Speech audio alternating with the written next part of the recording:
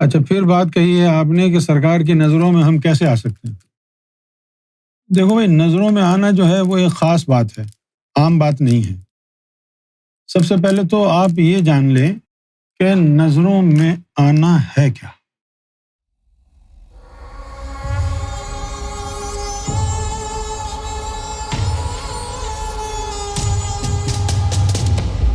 ہمیں کیسے معلوم ہوگا ہماری منزل روحانیت میں کیا ہے اور کہاں تک ہم جا سکتے ہیں؟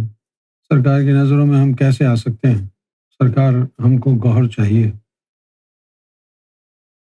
روحانیت میں آپ کو اپنی منزل کے تعین کا کیسے پتہ چلے گا؟ ویسے تو کوئی آلہ نہیں ہے، کوئی ایپ نہیں ہے جس کو آپ دیکھیں کہ یہاں پہنچ گئے۔ ہاں، بس ایک اس کا طریقہ یہ ہے کہ آپ کمپیریزن کریں کہ ماضی میں آپ کیا کرتے تھے، کیا تھے اور اب کیا ہیں۔ اگر آپ کو کمپیریزن کر کے معلوم ہوتا ہے کہ ماضی میں آپ گناہوں میں دبے ہوئے تھے، اللہ رسول کی یاد بھی نہیں آتی تھی، اور اب آپ اللہ رسول کی یاد میں روتے ہیں، گناہوں سے نفرت ہو رہی ہے، تو سمجھ جاؤ نا کہ ایمان جو ہے وہ ترقی ہو رہی ہے اس میں۔ اور پہلے تم اللہ رسول کی یاد میں روتے تھے، اب گرل فرینڈ کی یاد میں رو رہے ہو، مطلب ہے کہ ایمان نیچے چلا گیا۔ صاف سی بات ہے نا بھائی۔ اچھا، پھر بات کہی ہے آپ نے کہ سرکار کی نظروں میں ہم کیسے آ سکتے ہیں؟ دیکھو بھائی، نظروں میں آنا جو ہے وہ ایک خاص بات ہے، عام بات نہیں ہے۔ سب سے پہلے تو آپ یہ جان لیں کہ نظروں میں آنا ہے کیا۔ نظروں میں آنا ہے کیا یہ تو جانیں۔ لوگ سنتے رہتے ہیں ساری زندگی منظور نظر منظور نظر، بھائی نظروں میں رکھنا نظروں میں رکھنا بولتے رہتے ہیں، بولنے والے کو بھی نہیں پتا نظروں میں رکھنے کا مطلب کیا ہے۔ سرکار نے ایک دفعہ اس کے اوپر گفتگو فرمائی۔ سرکار نے فرمایا کہ کسی نے کوئی اچھا کام کیا اور کسی نے آ کے بتایا کہ سرکار فلاں آدمی جو ہے وہ مشن کا بڑا کام کر رہا ہے، تو سرکار فرماتے ہیں کہ پھر ہمیں اس کے بارے میں سوچنا پڑتا ہے، سوچتے ہیں اس کے بارے میں، اور پھر اس کا نقشہ ہمارے سامنے آ جاتا ہے، تصویر، پھر اس کو دیکھتے ہیں تو اس سے اس کو فیض ہوتا ہے۔ اب اس سے کیا پتہ چلا کہ کوئی نہ کوئی تمہارا عمل ایسا ہو کہ جو ان کے لیے یعنی قابل تحسین ہو، تو پھر وہ تمہارے بارے میں سوچیں۔ جب تمہارے بارے میں وہ سوچیں گے تمہارا نقشہ آ جائے گا، اس کو دیکھیں گے تو تمہیں فیض ہوگا۔ اور جو نظروں میں آ جاتا ہے اس کے لیے فرمایا اس کے بارے میں ہمیں سوچنے کی ضرورت نہیں پڑتی، کیونکہ اس کا نقشہ ہماری آنکھوں میں ٹھہر جاتا ہے۔ جب وہ تمہارا نقش تمہارا عکس سرکار کی آنکھوں میں ٹھہر گیا تو ہر وقت تم ان کے خیال میں ہو۔ اگر ہر وقت تم ان کے خیال میں ہو تو تمہارے ایمان کا کیا عالم ہوگا، تبھی تم کو منظور نظر کہیں گے نا۔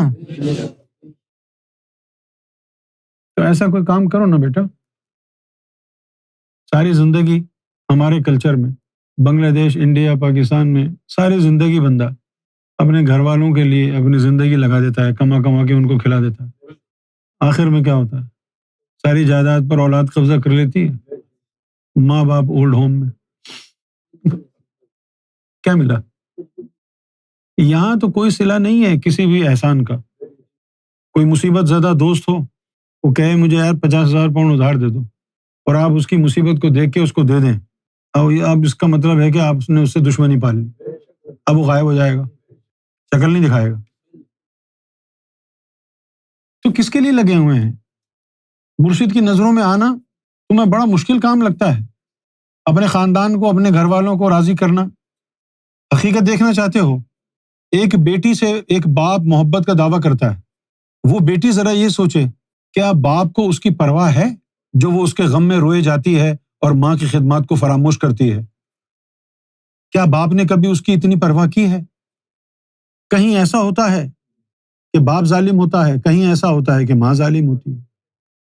جو ہم سے دور ہوتا ہے ہم اس کے پیچھے بھاگتے ہیں، جو ہمیں گود میں اٹھا کے پھرتا ہے ہم اس کی قربانیوں کے اوپر پیشاب کر دیتے ہیں۔ یہ عجیب دنیا ہے، لہٰذا ان تمام سے چھٹی لے لو۔ اب تم سرکار کی نظروں میں آنے کے لیے ایسا کوئی مشن کی خدمت میں ایسا کوئی کام کرو کہ جو سرکار کے قریبی لوگ ہیں ان کے دلوں میں یہ بات نقش ہو جائے کہ یار کیا اس نے کام کیا ہے، اور سرکار تک یہ بات پہنچائے تو تم سرکار کی نظروں میں آ جاؤ۔ یہ نظروں میں آنے کا طریقہ ہے۔ جب آپ مشن کی طرف زیادہ توجہ دیں گے، زیادہ ٹائم لگائیں گے، بڑی مشکلات آئیں گی۔ لوگ کہیں گے دیکھو یہ اپنے ماں باپ کو بھول گیا ہے، بیوی بچوں کا اب اس کو خیال نہیں ہے۔ ان کو پتہ ہے کہ یہ اللہ کے لیے کر رہا ہے، لیکن اللہ کے ساتھ کمپیریزن کر کے اپنے آپ کو فوقیت دیں گے۔ نہیں تو اللہ نے یہ کہا ہے کہ ماں باپ کا خیال نہیں کرو۔ تم کو پتہ نہیں، حدیث میں لکھا ہے باپ کا غصہ اللہ کا غصہ۔ ہماری ماں نے بھی کہہ دیا تھا ایک جملہ شروع میں، اب تو وہ مومنہ ہیں، مانتی ہیں، انہوں نے بھی کہہ دیا ہے کہ تم مت جا ورنہ میں دودھ نہیں بخشوں گی۔ میں نے بولا آپ کا دودھ گیا بھاڑ میں، مجھے محمد رسول اللہ کی بخشش کی پرواہ ہے، آپ بخشیں یا نہ بخشیں فرق نہیں پڑتا، وہ بخش دیں یہ فرق پڑتا ہے۔ اگر آپ کو ان سے محبت ہوتی، مومنہ ماں ہو، کبھی بھی مجھے نہ روکیں وہاں جانے سے۔ آپ روک رہی ہیں، یہ غلط کام ہے، یعنی ماں کے پیر کے نیچے جنت ہے۔ میں نے کہا اس ماں کے پیر کے نیچے جنت ہے جو جہنم میں جائے گی، اس ماں کے پیر کے نیچے جنت ہے جو جہنم میں جائے گی، جو اپنی اولاد کو اللہ رسول کے پاس جانے سے روکتی ہے، جو اپنی اولاد کو امام مہدی گوھر شاہی کے پاس جانے سے روکتی ہے، اس کے پیروں کے نیچے جنت ہے۔ تو اس طرح کی ڈائلاگ بازی کرتے ہیں گھر والے۔ باپ اپنی جو ہے وہ متعلق حدیث قرآن سناتا ہے، باپ کا غصہ اللہ کا غصہ، باپ یہ کر دے تو وہ ہو جائے گا۔ اپنے باپ سے پوچھو، ہاں تو اپنے باپ کا کتنا مطیع تھا؟ کیونکہ یہ مسئلے مسائل ہماری سمجھ میں بچپن میں ہی آ گئے تھے۔ پوچھو کیسے؟ ہمارے دادا جو تھے وہ راجستھان سے ان کا تعلق تھا، اور انہوں نے خواجہ غریب نواز اجمیر شریف بڑے چلے کی۔ ہمارے دادا کا نام تھا گھسیٹا رام، ہندو تھے، انہوں نے چلہ کیا اجمیر شریف، اور ان کو خواجہ غریب النواز سے فیض ہوا اور وہ بن گئے مجذوب۔ ان کو مولا علی سے فیض ہوا، اب وہ تھے مجذوب۔ ہماری جو ہے شاپ تھی، گروسری اسٹور تھا والد صاحب کا، تو پہلے دادا جو ہے ہمارے ساتھ گھر میں ہی رہتے تھے، لیکن پھر دادا جو ہے کبھی کبھی باتھ روم سے بغیر کپڑوں کے باہر نکل کے آ جاتے تھے۔ ہمارے والد صاحب کو یہ بات سمجھ میں نہیں آتی تھی کہ یہ مجذوب ہیں، وہ نکل کے آ گئے بغیر کپڑوں کے باہر، تم چادر لے کے ڈال دو بس۔ لیکن ہمارے والد صاحب جو ہے نا وہ برا بھلا کہنے لگ جاتے تھے۔ پھر انہوں نے ان کو منتقل کر دیا، جو ہمارا گروسری اسٹور تھا وہاں پر ان کی چارپائی ڈال دی کہ تم یہاں رہو۔ گڑ کو پیس کے کراچی میں کھانڈ بنتی تھی، تو وہ مجھے بچپن سے ہی مجھے کہتے تھے کہ یونس مجھے کھانڈ لا کے بھر دے، وہ بس وہ کھانڈ کھاتے رہتے تھے، مجھے اپنی گود میں لے کے بیٹھے رہتے تھے، اور مولا علی کی قصائد پڑھتے تھے، کبھی فارسی میں، کبھی عربی میں، کبھی ہندی میں، کبھی اردو میں، اور وہ مجھے بولتے تھے۔ مجھے یہ کیسے پتا چلا؟ مجھے وہ بولتے تھے کہ ایک دن آئے گا مولا علی کو تجھ پر فخر ہوگا، ایک دن آئے گا تو امام مہدی کا خاص ترین بندہ ہوگا، مجھے بولتے تھے وہی۔ والد صاحب کو جو ہے نا وہ پسند آتی نہیں تھی، اور والد صاحب نے منع کیا ہوا تھا مجھے کہ ان کو کوئی نئی چیز یہاں سے دینا، جیسے ہی وہ جاتے میں جا کے بھر دیتا تھا۔ ایک دفعہ کیا ہوا کہ والد صاحب گئے ہوئے تھے، انہوں نے آواز دی۔ اچھا، والد صاحب کو غصہ اس لیے بھی آتا تھا، وہ کہتے تھے کہ تیرے مسلمانوں پہ لعنت، تیرے اوپر لعنت، مجھے راجستھان کے ہندو یاد آتے ہیں، وہ میرے بھائی بند ہیں، وہ اس طرح بولتے تھے۔ اچھا، وہ بولتے تھے کہ تم اپنے آپ کو مسلمان نہیں سمجھتے تو مولا علی کیوں کہتے ہو؟ تو دادا کہتے تھے تجھے کس نے کہا مولا علی مسلمان تھے؟ مولا علی بھی ہندو تھے۔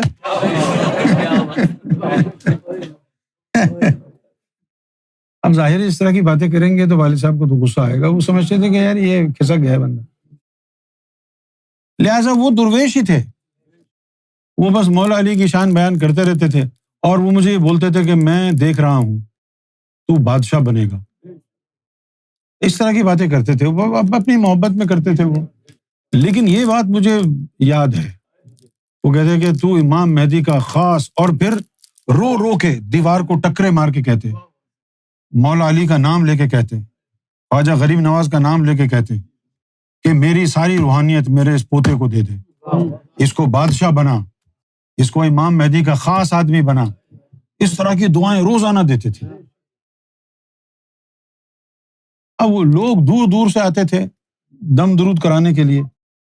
اب ان کے دم درود کرنے کا طریقہ بھی بڑا عجیب تھا. کوئی سب کو نہیں کرتے تھے دم. ہاں، جس کے اوپر دل آ جائے تو بیٹھے ہوتے تھے، کہتے کہ یہ دم کرنا ہے تو کہتے تھو، وہ تھوک دیتے، اور جس پہ تھوک دیا وہ آرام آ گیا اس کو بخدا. اب یہ وہ وقت تھا جب پاکستان بنگلہ دیش جو ہے ایک ہی تھے. تو ہمارے محلے میں ایک نواخالی کا آدمی رہتا تھا، اس کو ہو گیا یرخان چونڈس، تو اس کا رنگ پیلا اور یہ اور وہ. تو وہ گیا دادا کے پاس، دادا نے اس کو گالی دی، دفع ہو جا، تو کافر کا بچہ ہے. تو اس نے کہا نہیں میں تو مسلمان ہوں. نہیں تو کافر کا بچہ ہے. تو کہنے لگا نہیں میں تو مسلمان ہوں. تو دادا نے کہا اچھا کلمہ پڑھ کے بتا. اس نے کلمہ پڑھا. تو نماز پڑھتا ہے؟ نہیں پڑھتا. چل جا دفع ہو، میں نہیں کروں گا دم. پہلے 5 وقت کی نماز پڑھ، اس کے بعد آنا. اچھا وہ بھی دھن کا پکا تھا، اس نے فوراً ہی نماز شروع کر دی. دوسرے دن دادا نے اس کو کہا ہاں بھائی اب تو کیوں آئے؟ بولے جی جو آپ نے کہا تھا میں نے کیا. تو دادا نے مجھے کہا یونس تو نے اس کو نماز پڑھتے ہوئے دیکھا ہے؟ میں نے کہہ دیا ہاں جی دیکھا ہے. قسم خدا کی اس کے اوپر ایسی نظر ڈالی نا، اسی وقت مجھے لگتا ہے اس کو ولایت عطا ہو گئی. ایسی نظر اس پر ڈالی، کیونکہ اس کے بعد وہ بھی وہی کرنے لگا صبح سے جو دادا کر رہے تھے. اس نے بھی دھوتی اتار دی.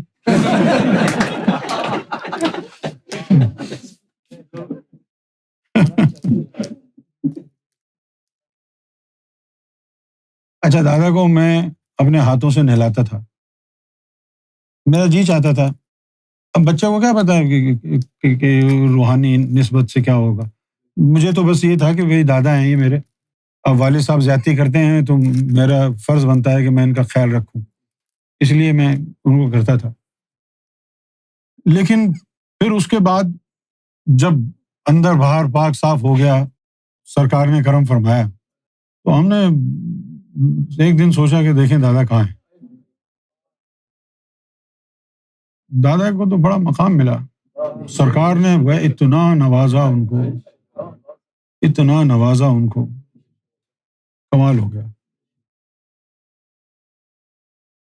تو نظروں میں آنا یہ ہے، ہماری درخواست سرکار کی بارگاہ میں ہمارے دادا کی طرف سے بھی گئی تھی کہ سرکار ہمارا یہ پوتا ہے اس کو اپنا کتا بنا لو.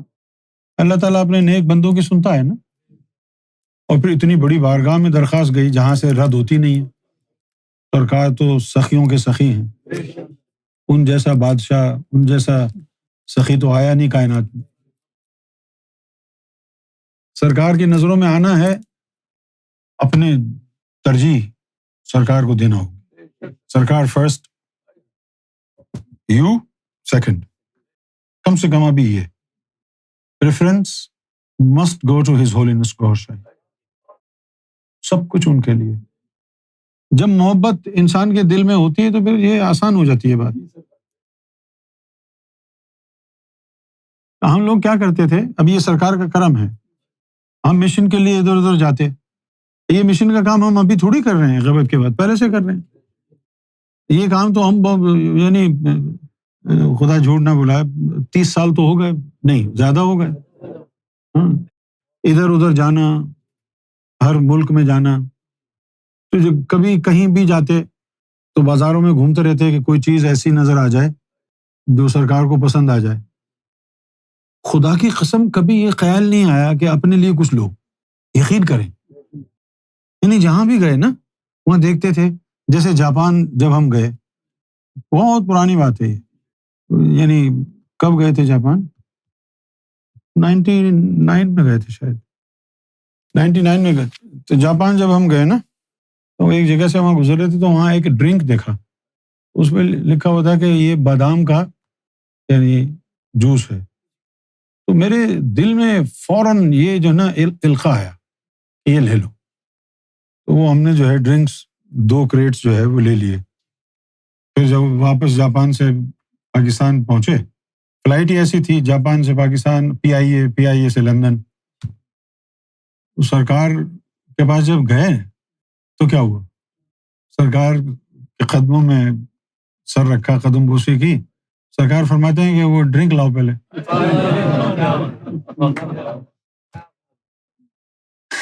اس وقت تو لگتا تھا بڑا کمال ہے یہ، لیکن کیونکہ بھولے تھے نا، ہم کو کیا پتا تھا سرکار کون ہے.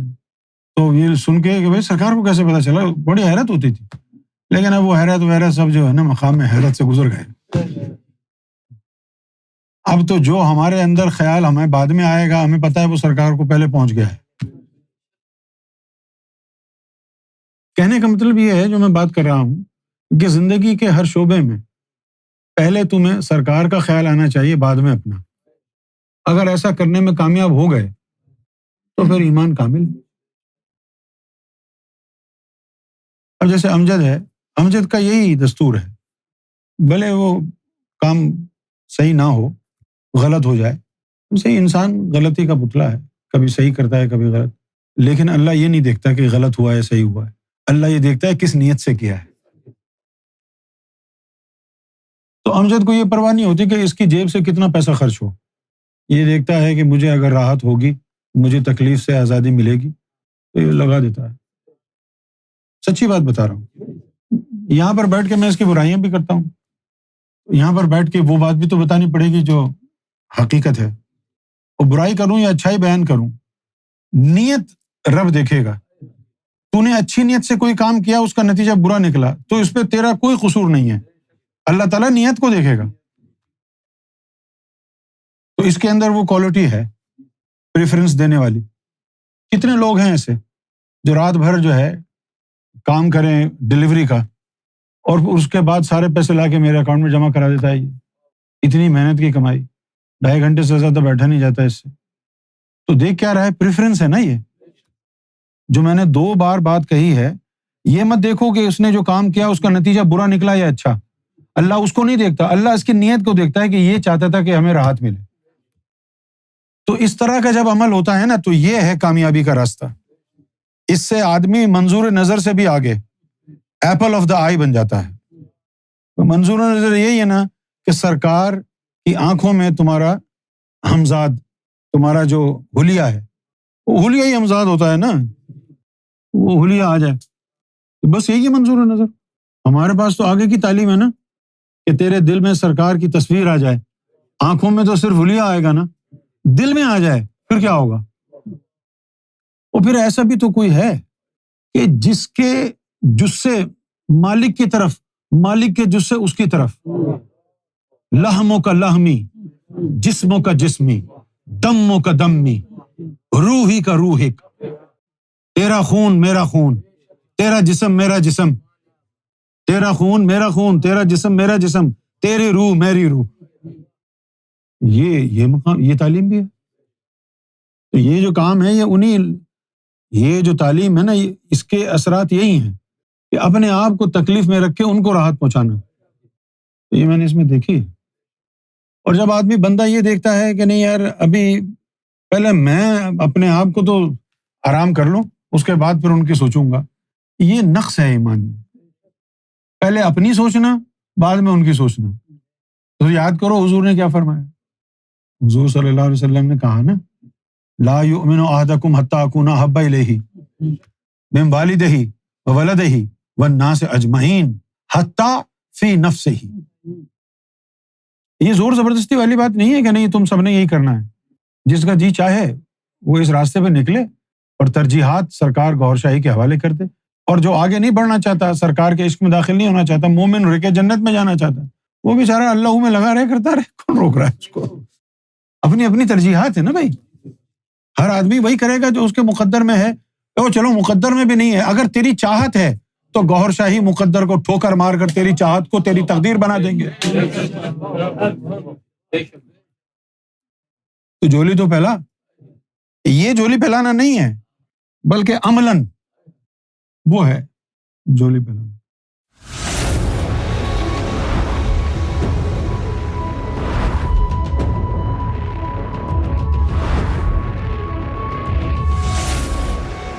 TV, the place to connect